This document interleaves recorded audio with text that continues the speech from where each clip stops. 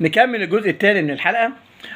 احب اقول لكم ان الهدف الثالث والرابع اختلفوا تماما عن طريقه لعب الاهلي زمان. يعني قفشه هو اللي بيكمل، بيخش مكان ديانج، بيعمل الدع، بيعمل الضغط العالي ورا كهربا زي ما كان حمدي بيعمل او ديانج في الاوقات الماتشات الاخيره، وبيخش وبيكمل من على اليمين بعد ما كان مع هاني، وكمل الكوره راح داخل في ال 18 وقابل الكوره اللي كانت نازله اوفر من الدبيس وحطها جول.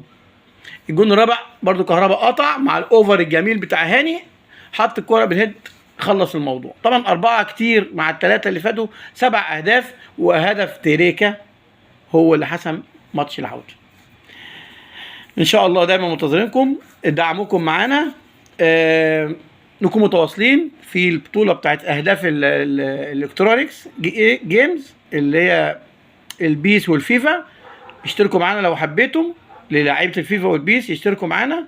وان شاء الله في ان شاء الله يوم الجمعه هيكون بس حي ان شاء الله، وانا بفتح لعبه فيفا 24 وبنفتح اللعبه، هنفتح اللعبه مع بعض ونشوف ايه الجديد فيها. في اشاعه كانت بتقول او في بوستات بتقول ان الاهلي هيكون نزل في اللعبه.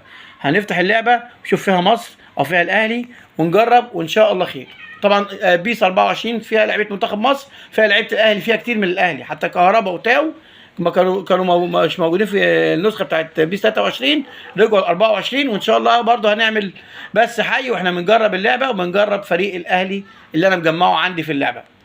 ان شاء الله اشتراكك، اللايك بتاعنا، لو انت على الفيسبوك اعمل لنا لايك وشير للبوست، لو انت على اليوتيوب زر الجرس مع الاشتراك بتاعك للقناه، وانشره بين اصدقائك. وانتظروا حلقه مهمه جدا بكره ان شاء الله بعد ماتش الزمالك، وفي حلقه اقوى ان شاء الله يوم الاثنين الجاي، حصاد الابطال مع ناقد رياضي قوي جدا، وان شاء الله هتبقى حلقه ممتعه وهتعجبكم.